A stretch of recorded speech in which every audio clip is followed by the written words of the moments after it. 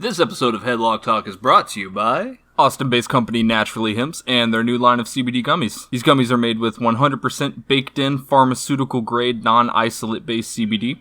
What we're talking about here is the entourage effect. The entourage effect refers to the stronger effect you get when combining multiple cannabinoids together, as opposed to just CBD. Full-spectrum CBD, or CBD distillate, tends to be more potent and last longer, which is what we're talking about here. Unlike some other brands that use a spray-on CBD, Naturally Hemp CBD distillate is baked in, so you know you're getting the full dose with each gummy. I personally use them for all kinds of things, like sleep aid or muscle pain. And did I mention they taste great? They got 5 flavors, strawberry, green apple, lemon lime, watermelon, and get this, the orange flavor has vitamin C in it. Ooh. So if this sounds like something you could go for, head over to your nearest Create a Sig vape shop and pick yours up today to see for yourself the difference Naturally Hemp's gummies can make in your life.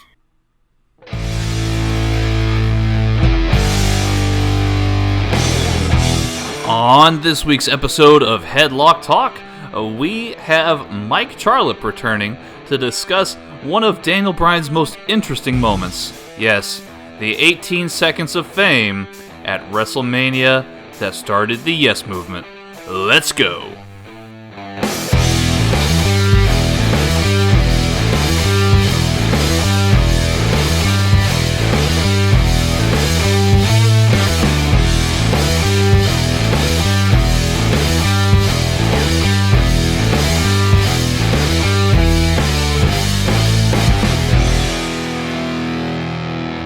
Alrighty, everybody, welcome back to yet another episode of Headlock Talk.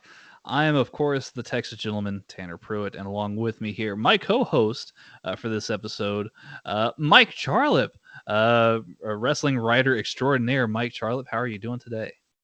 I'm doing pretty well. Happy to be here. I'm glad that you're here. We've got this other episode regarding Eddie Guerrero that we did together, and that was a lot of fun. Yep. So I'm glad that we got a chance to come back and do this episode as well. This one's going to be a fun look at perhaps one of the most celebrated careers in pro wrestling, and that is, of course, of Bryan Danielson, aka Daniel Bryan. Yep. Yep. Or yes. Yes. So the title of this episode is 18 seconds, which is going to look at how the Yes Movement really and truly began. Let's try and take the time machine back to, I want to say, about 2011, where Daniel Bryan had actually participated in the Money in the Bank match and won a shot at the World Heavyweight Championship. Mike, talk to me about kind of the headspace in which we find ourselves here at this time involving Daniel Bryan. Well, I mean, at this time, it was very... I mean, Daniel Bryan was having a very hard time getting out of the blocks, you could say. Because of obvious reasons in WWE. He's not 6'5", 280 pounds, like, you know, they want 250 pounds like John Cena. Mm-hmm. So he wasn't going to be looked at right away as somebody that could carry a brand.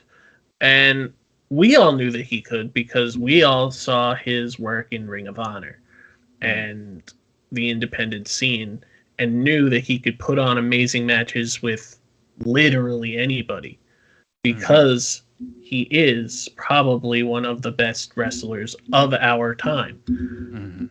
So when the Money in the Bank came around, nobody was picking him to win because Vince McMahon wouldn't pick him to win. Mm-hmm. So it happened. Yeah, I mean, so we all as fans kind of knew of Daniel Bryan, like you said, from the Ring of Honor years and the independent circuit, and we had kind of grown up watching Daniel Bryan go from strength to strength, eventually making it to what would become NXT, essentially. The game show NXT. The NXT, the game show edition. Oh boy. And yeah, I mean, there was the whole thing about him, I guess, getting fired for a few weeks. Well, I mean, going back to like that NXT thing, he was the only person on that show that had any kind of wrestling experience. Everybody else was like newer or just coming into wrestling. He was already by then a veteran of wrestling. And I mean, he was coming up in 2000 and just worked he was hired by WWE in 2002, I think, and then fired. And then worked the indies forever, and that's how we all knew him. And then they have this whole pros and rookies, system in this NXT show, and his pro is The Miz, somebody who has been wrestling half the time that he has. Right. So it's a very comical situation all the way around. Yeah. Because I mean, like you said, Daniel Bryan is probably one of the absolute best of not only his generation, but maybe of all time, as far as the technical acumen is concerned. Well, let's put it this way. The Wrestling Observer newsletter has a bunch of awards that they give out every single year. And one of them is called the Bryan Danielson Zack Sabre Jr. Technical Wrestler of the Year. Yeah. He's very good, I think. And it was named that because it was originally just called the Technical Wrestler of the Year, but Bryan Danielson won it every single year, so they just had to put his name on it. And now Zack Sabre wins it every year. So no, I mean that's absolute facts. Now Daniel Bryan would, have a lot of different roles through the years leading up to this. Obviously, he had his feud with The Miz over the United States Championship. He was well liked by both Bella twins. oh boy. For a while. And Gail Kim. It's because he was a vegan. That was their whole thing. There was all this mystery about him being a vegan. Well, that storyline ended up paying off for him. It did. In real life. Yeah. For him. And strangely enough, Daniel Bryan would have a match at WrestleMania 27, a lumberjack match, with Sheamus that ended up in a no contest. That was a dark match that was not on TV. So very, very interesting there, a little part of history. Bryan would go to SmackDown in the 2011 brand draft. And along the way here, he would be participating in this Money in the Bank match that we were talking about earlier, that he would go on to win, which would guarantee him a title shot at any given point within the following year. Mike. Yep. As it would go, we had Daniel Bryan teasing. I think you had mentioned this earlier, that he could get a match against anybody who who had the title. He was teasing that he might be the first to cash in his Money in the Bank match. He was guaranteeing it. He was guaranteeing that he would be the first to cash in at WrestleMania. And it was around November of that year and into December where he really started to have like this change of attitude. And let's just say that didn't happen. Yes, he did start turning heel, and then eventually in December of 2011, after TLC's main event, Big Show had defeated Mark Henry, and Daniel Bryan actually came out and secured a victory against the Big Show to win the World Heavyweight Championship rather. And that would actually make him the first ever wrestler from NXT to win the WWE World Championship. So Daniel Bryan, he holds this title for quite some time, well over 100 days at the last count here. Mm-hmm. And we come back around to WrestleMania 28, where his opponent would be Sheamus. Just to put this into context, Mhm. for whatever reason, Vince McMahon has an obsession with Daniel Bryan facing Sheamus. Because this is not the last time that they would be speculated to be working together No. at Go on. WrestleMania. Yeah. Because there was a time, and this was a much bigger time in Daniel Bryan's career that we will talk about leading to off of this, where that wasn't supposed to happen. And who was he supposed to face? Sheamus. So Sheamus had won the Royal Rumble that year, if I'm not mistaken. Yes. Right. And in the process, Daniel Bryan had defeated the Big Show, Cody Rhodes, the Great Khali, Santino Marella, and Wade Barrett at the Elimination Chamber of that year to retain his championship. What a lineup. I know, right? As a murderer's row, if you will, of challengers inside of this Elimination Chamber. Yeah. Along this time here as well, we had AJ Lee, who had previously had flirtations with other wrestlers on the roster, but she was particularly enamored with Daniel Bryan at the time. Yes. And she would align herself with him, and she would certainly help him with not only winning matches, but retaining his title in the process. So with Sheamus as the Royal Rumble winner and AJ Lee in Daniel Bryan's corner, AJ and Daniel Bryan would be headed into WrestleMania 28 with the gold here. And that's where things start to get a little bit fuzzy. I remember this very vividly, Mike, and I can't forget. I can't forget. So tell me this: where were you on the day of WrestleMania 28? Were you at home? Were you hanging out? I was at a friend's house. You're at a friend's house. Okay. At a friend's house, and immediately what stuck out to me was this was the second year in a row that the Royal Rumble winner was facing off for the World Heavyweight title in the opening match of WrestleMania. Mm-hmm. Very odd. Very odd. Very odd that the Royal Rumble winner would be doing that. Mm-hmm. I was with friends as well. We were all very excited because we had we were living in our first apartment at the time. Me, myself, and roommates, and we'd all actually pitched in to buy the pay-per-view. Even some of them weren't wrestling fans. They were just excited to watch the show. Yeah. Because of that main event. Yeah, The Rock versus John Cena. It had CM Punk versus Jericho, which was a CM Punk was well loved in our apartment. Undertaker versus Triple H and Hell in a Cell, big deal. In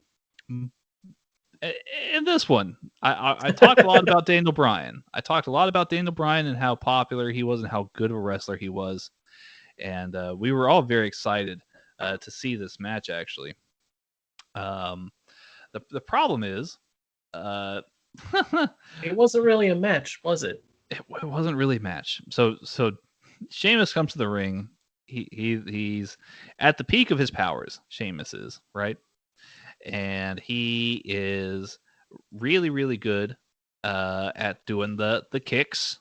Yeah, he likes doing the kicks. He does. Daniel Bryan then makes his way to the ring, and he's with AJ Lee, and he looks like $1,000,000 as he always does. And they get in the ring together, and just something not right. I just felt not right about this match, and the ref rings the bell. Daniel Bryan is there with AJ Lee. AJ Lee's kind of distracting him, but I guess she gives him a kiss. Last I recall, Daniel Bryan turns around and then eats a giant kick from a very frustrated Sheamus. And then he pins Daniel Bryan for the count of 3. He gets the 3 count and wins the World Heavyweight Championship over the most celebrated of technical wrestlers in 18 seconds. Yep. And to say that took the air out of the show very early would be an understatement. Yes. There was shock and awe in the crowd, even chants of no, which we would get a lot more of later on in Daniel Bryan's career. It was a very unusual moment, Mike. Yes.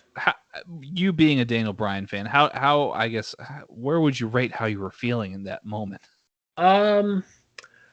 I don't want to say I was angry. I was more so in shock because you build up somebody like Daniel Bryan, who again we all know is as good as he is, and he's finally in his first WrestleMania match on television, and this is what happens because Sheamus was established at this point. He was already a former WWE champion.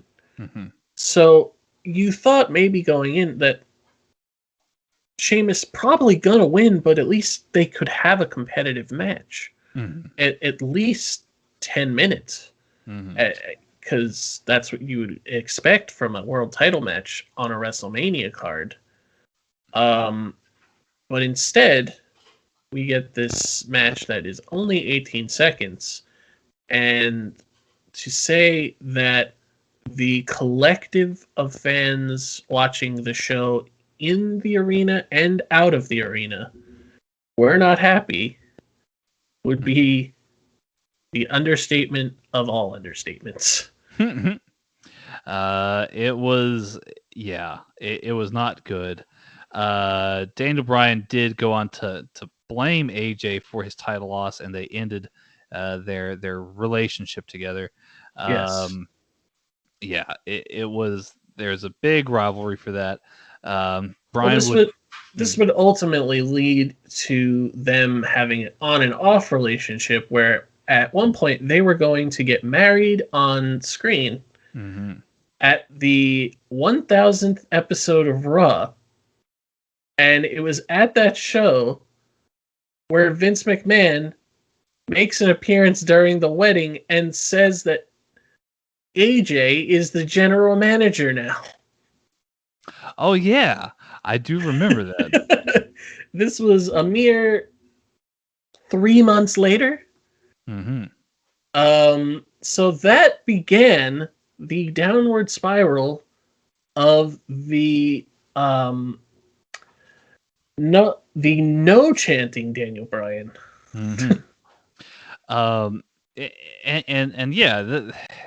Obviously Bryan would have his rematches with Sheamus, a 2 out of 3 falls rematch, which he would lose. There was, of course, the AJ Lee wedding ceremony in which she would actually leave Daniel Bryan at the altar to accept Vince McMahon's offer. Is all very strange. Yes. My wife's actually in the room staring at me like I've just, I don't know, described the strangest thing. She says it's the stupidest thing that she's ever heard. Well, you should show her the marriage of Triple H and Stephanie in 1999. That one might be worse. Yes, that one might be worse. I'll have to show her. If somebody out there can find me a supercut of all of the wrestling weddings that I can show my wife, that would be greatly appreciated out there. I think she would. I think she would love it. Because she's actively arguing with me now, ladies and gentlemen. So that's I'll tell you later if we get to watch these wrestling weddings or not, and how they turn out.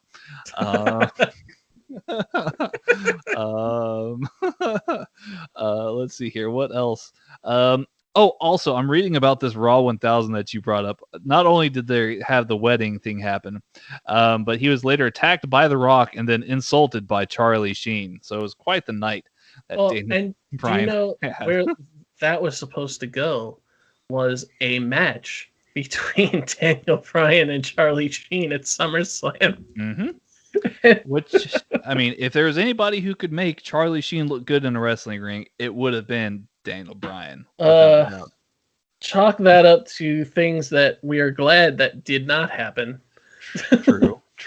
At SummerSlam particularly, there are a few that another one that comes to mind is Jackass versus Umaga. Yeah, that was supposed to happen. We were also supposed to get a Bray Wyatt versus who was he supposed to face? The pop star. What's his name? The Canadian dude. Bieber? Yeah. Bray Wyatt was supposed to face Justin Bieber at one point. Oh boy. Yeah. All these things that could have happened at SummerSlam that thankfully did not. Indeed. Of course, after Daniel Bryan loses the title, he becomes angry. He becomes frustrated. And along the way, he happens to have a feud with Kane. Mhm. A feud in which Kane would lose to Daniel Bryan, and AJ Lee, oddly enough, scheduled her former fiance, Daniel Bryan, in storyline to have anger management classes with Kane, strangely enough. And you know who else was in those anger management classes, uncredited? Scorpio Sky. Scorpio Sky, there you go. So Daniel Bryan, he's developing this very much an odd couple relationship with Kane, in which they were told to hug it out, and for the two men to try and hash out their differences here. Of course, there would always be bickering and infighting in the middle of matches, and there would be hesitation on the hugging end of this storyline that were comical to embarrassing. Indeed. The two men, in such an odd couple way, they would go on to defeat Kofi Kingston and R-Truth to win the WWE Tag Team Championships at Night of Champions. What a team. What a team. The next night on Raw, they were officially dubbed Team Hell No, as chosen by a Twitter poll. Yes, there was a poll to name a tag team. I don't remember what the other ones were, but they were Team Hell No was the lesser of the three evils. And what an iconic team they would become. They would have feuds with like the Rhodes Scholars and even the Shield. It got pretty intense. And these guys would just be, strangely enough, one of the best teams that was on the roster. Of course, with all this, since we're talking about it, those no chants would become louder and louder and louder, but they would eventually start becoming yes chants. Yes for Daniel Bryan to accept Kane's hug, right? That's really where the Yes Movement began. Was the crowd just wanted to see Daniel Bryan accept a hug from Kane.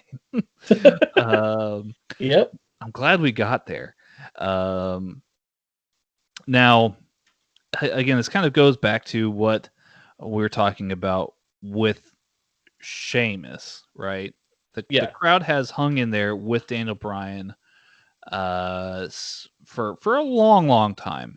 Even when he was a heel, there was a large part of the crowd and a growing part of the crowd who appreciated Daniel Bryan, not just for what he did in Ring of Honor, not just for what he did in other companies, but for kind of just being this beacon, this person who was so different from everybody else on the roster and who performed in great matches, right? Yeah. Just to go off of, I had to look up what the other names were on this particular poll. Oh, good. We have an update. Yes. So there was 3 choices. Team Hell No, which was the the winner by 59%. The other choices were Team Teamwork and Team Friendship. Both great names. So Team Friendship. You look at all 3 of those and like, which one makes the most sense? And obviously we questioned for years whether fan polls were a work or a shoot. I think this one was a work. Perhaps so.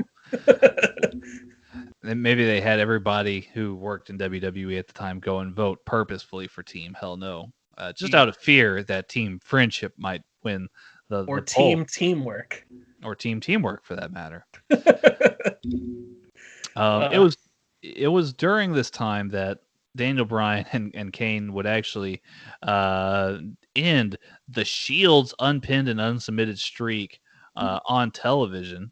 There's a little bit of a story that goes behind that. The Team Hell No was very, very popular.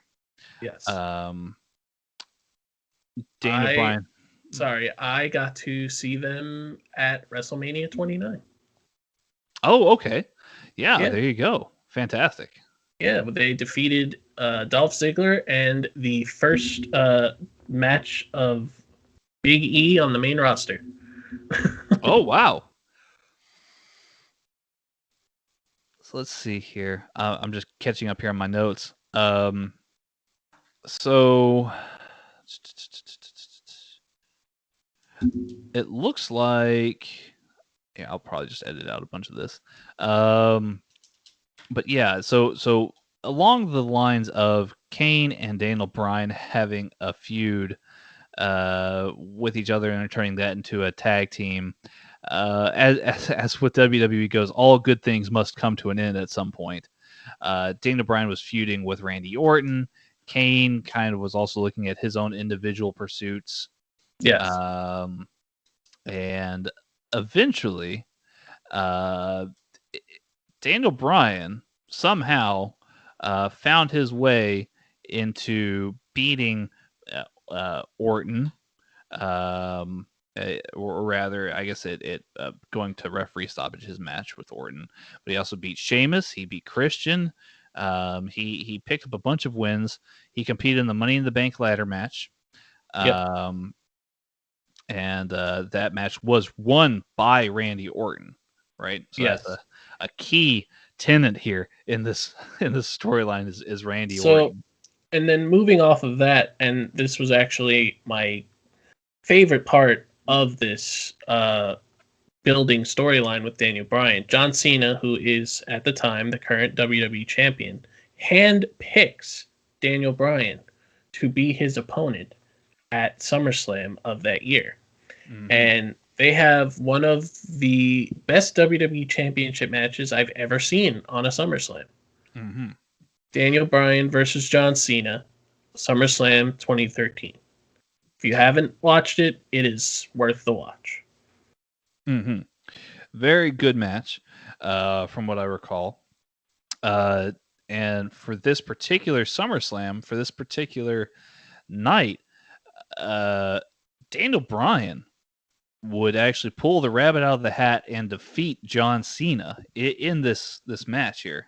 Definitely still recommended. Something that did not happen very often. Daniel Bryan was, again, wildly popular. Because of obviously his years of hard work and the Team Hell No, the chants that would be ringing through the arena for yes.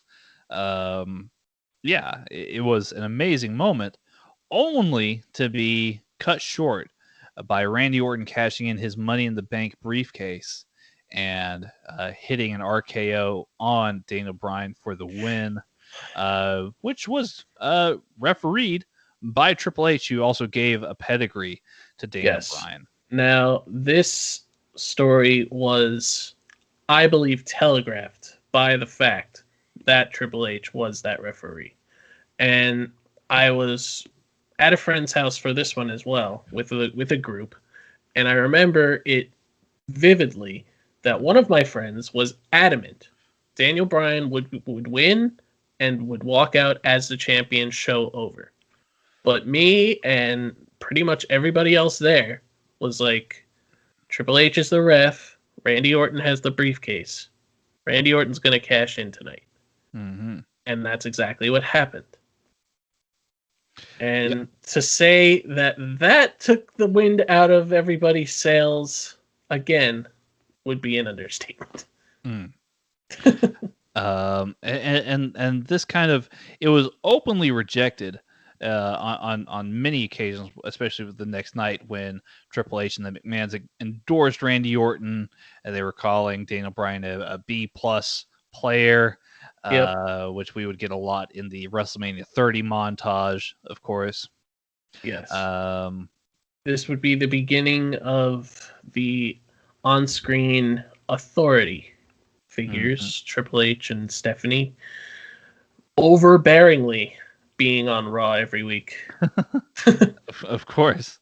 At Night of Champions that year, Daniel Bryan would defeat Randy Orton to regain the title, but he was then stripped of the title by Triple H, claiming a fast count by the referee.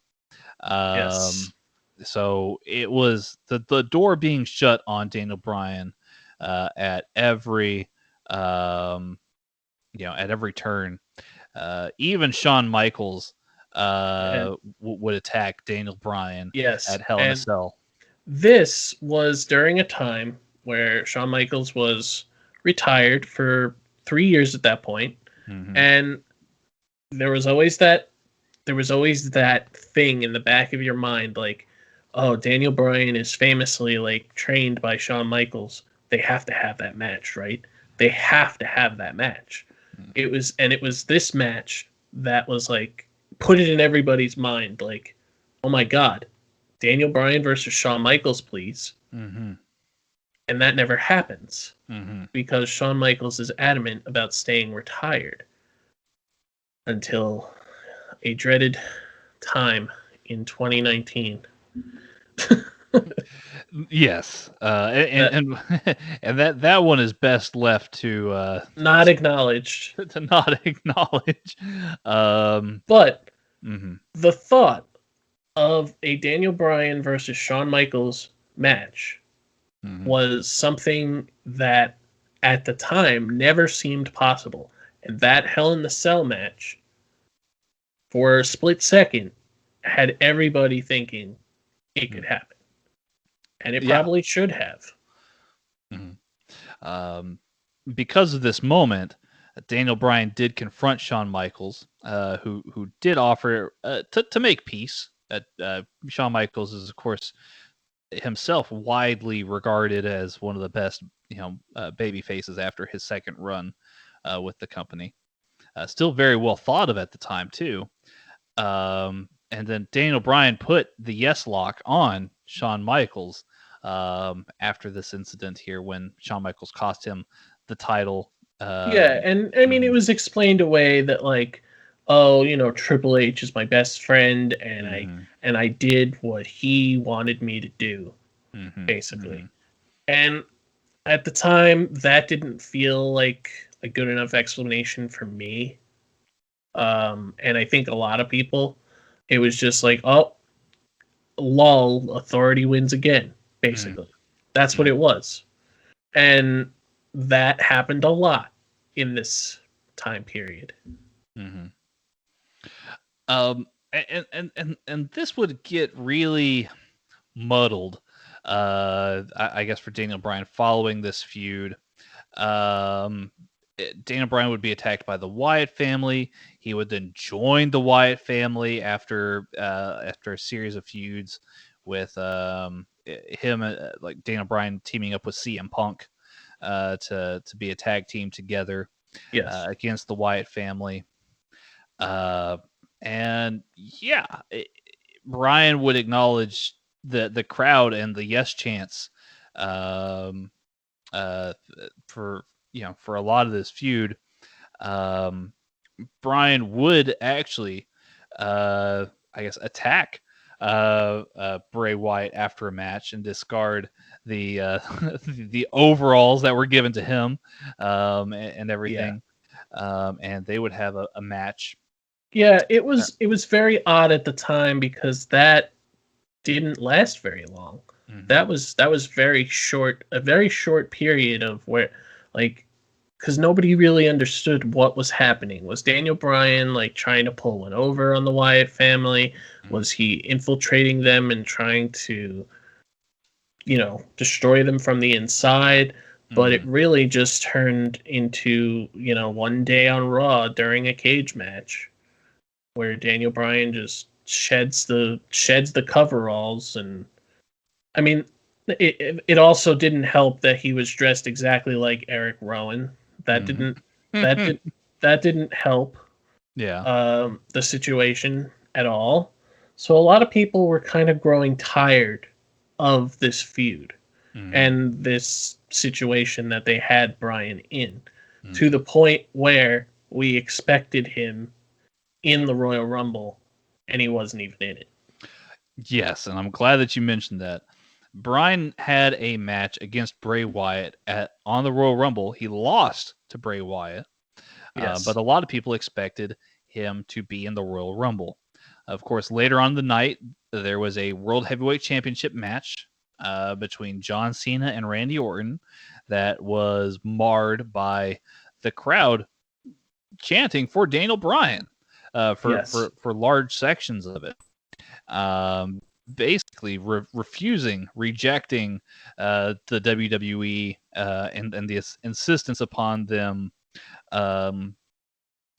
putting whatever they wanted to and subject the crowd to whatever they wanted to. And to add on to that, later in the night in the Royal Rumble match, possibly for the only time in his career ever, Rey Mysterio gets booed out of the building for being the 30th entry in the Royal Rumble because we were expecting Daniel Bryan. Because everybody in the world was like, they can't deny this.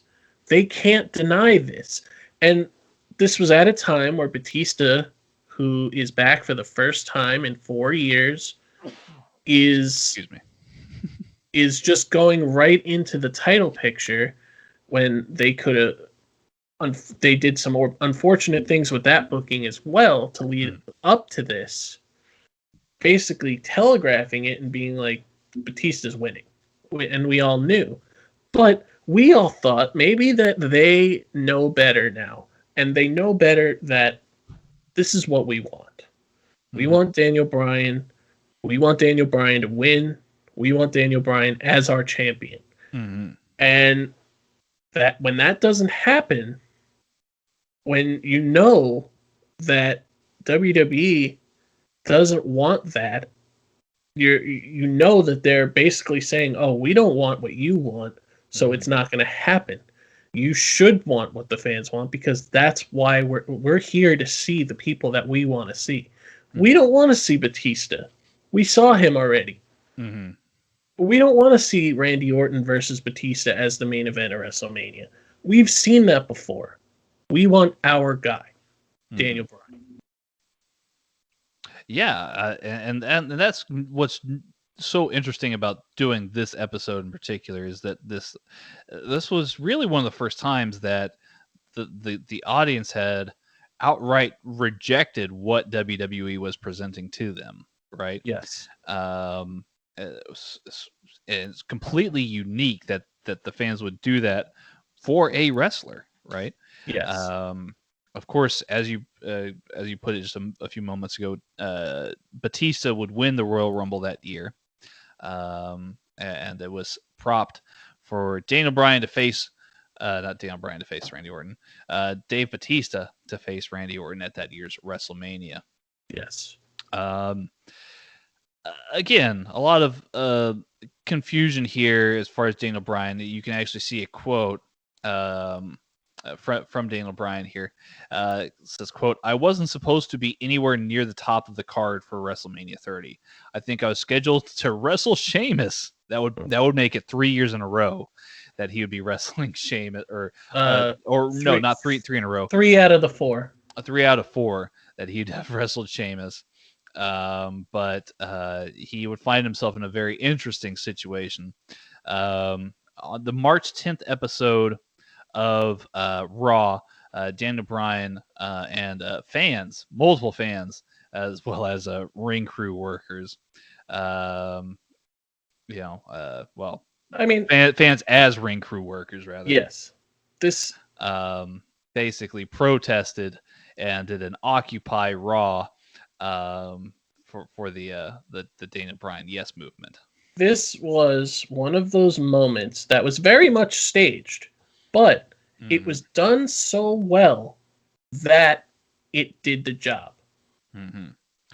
It did exactly what it was supposed to do, and that was no more denying what the fans want. Mm-hmm. No more denying that what we want is what's best. Mm-hmm. Unfortunately, that hasn't withstanded. But at this point in time, there was no denying Daniel Bryan anymore. Mm-hmm. The Occupy Raw episode and that particular segment came down to Daniel Bryan basically goading Triple H into accepting a match in which the winner would actually be inserted into the main event match of WrestleMania, right? Yes. So it would be Triple H versus Daniel Bryan, and they would actually end up opening the show at WrestleMania 30. Winner goes on and faces both Batista and Randy Orton in the main event. A few things need to also be looked into here as well. Famously, at this time, CM Punk has quit WWE. He left right after the Royal Rumble. Yes. They were down a star, but also, as you put it, the crowd was outright rejecting what WWE was feeding them as far as Batista and Randy Orton. Even according to CM Punk, a lot of people backstage were rejecting that idea, and that how Vince McMahon and company could not see that Daniel Bryan would be the guy to put the title on.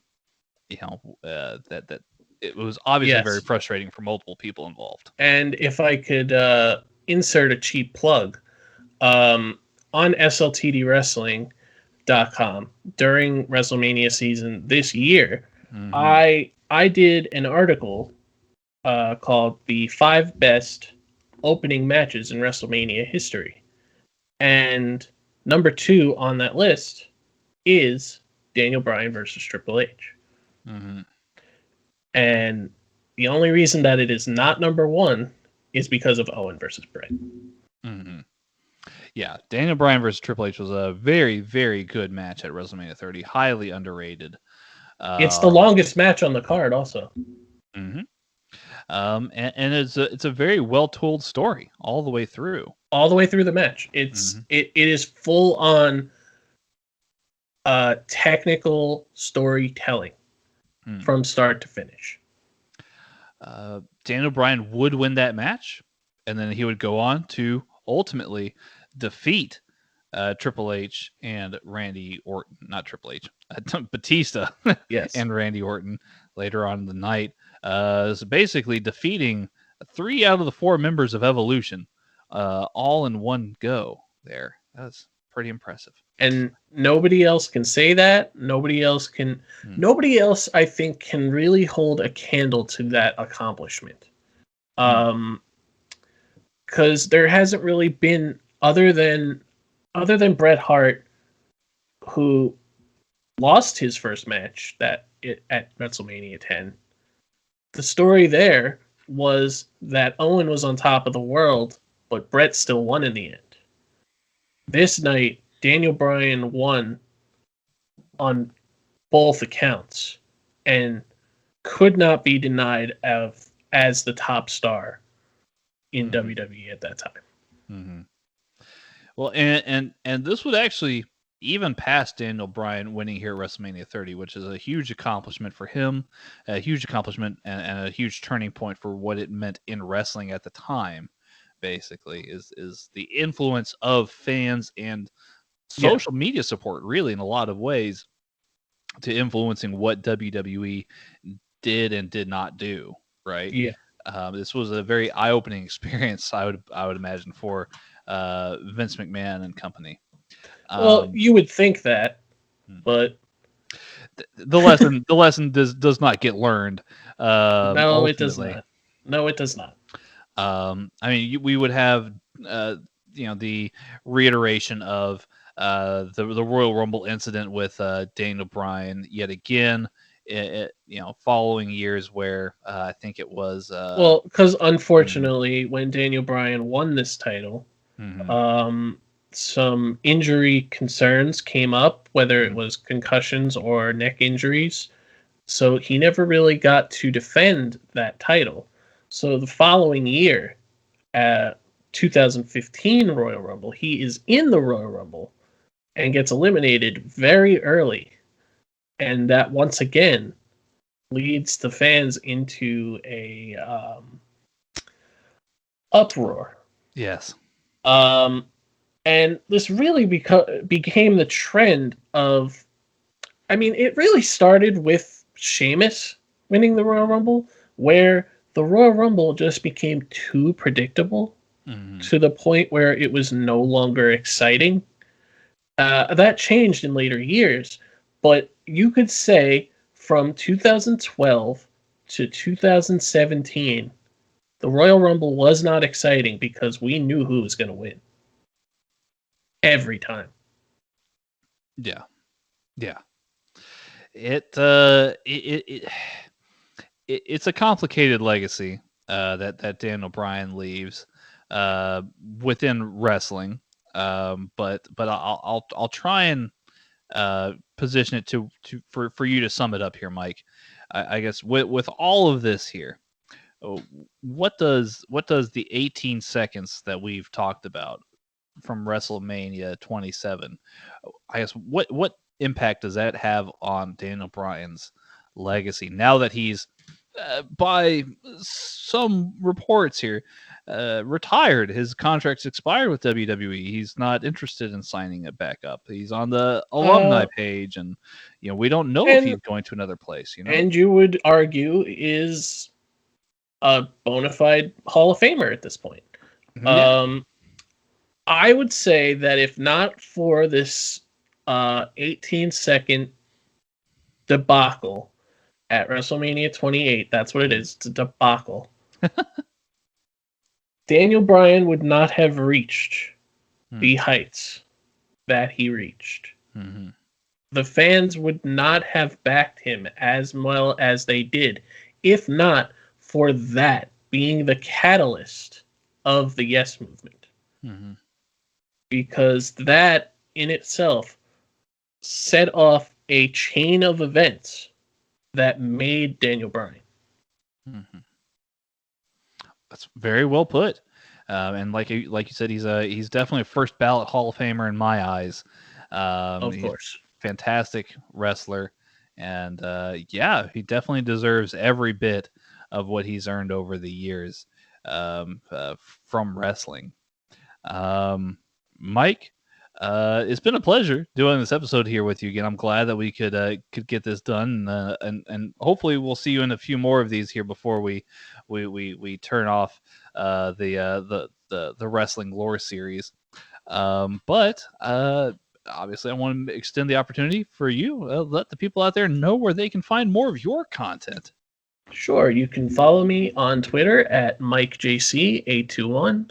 I'm usually talking wrestling on there, whether it be good or bad, among other things. But also, you can go to sltdwrestling.com, where I weekly do the reviews of AEW Dynamite, and as well as my own website, MikeJCOnWrestling.com, where I talk about anything, really, that's on my mind in wrestling.